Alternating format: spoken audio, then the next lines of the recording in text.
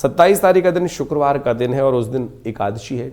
और ब्रह्मांड पुराण के अनुसार से इस दिन तिथि को कहा जाता है कि आंवल की एकादशी, और ये शुक्ल एकादशी के रूप में भी जानी जाती है। इस दिन विशेष तौर पर ग्रह नक्षत्रों का योग आपकी राशि के दृष्टिकोण से जो बन रहा है वो कहीं ना कहीं ग्रह तो सपोर्ट करने की तरफ जा रहे हैं, धक्का भी लगा रहे हैं आपकी राशि के दृष्टिकोण से, लेकिन हो क्या रहा है कि बुद्धि के मार्ग से जो बृहस्पति की शक्ति थोड़ी कम हो रही है। 5 ग्रह एक साथ बृहस्पति के अगेंस्ट होकर बैठ गए हैं और ऐसे समझेंगे यहाँ पर एक दूसरे की जड़ खोदते दिखाई दे रहे हैं ग्रह।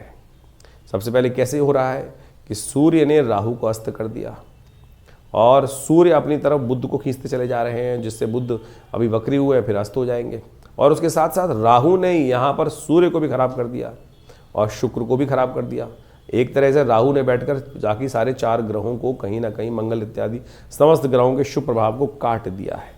तो ऐसे में आपको आवश्यकता है परमात्मा के भजन की, और ये परमात्मा का भजन अक्षय प्राप्त करने के लिए आंवला जो नवमी है उस दिन भगवान विष्णु का स्तवन करना चाहिए, भगवान विष्णु को आंवले अर्पित करने चाहिए। शास्त्र के दृष्टिकोण से जो उपाय बताया गया है, शुक्ल पक्ष की एकादशी के दिन कहा जाता है। और ब्रह्मांड पुराण के अनुसार से इस दिन खास तौर पर कहा जाता है आरोग्यता प्राप्त करने का सुंदर योग बनता है।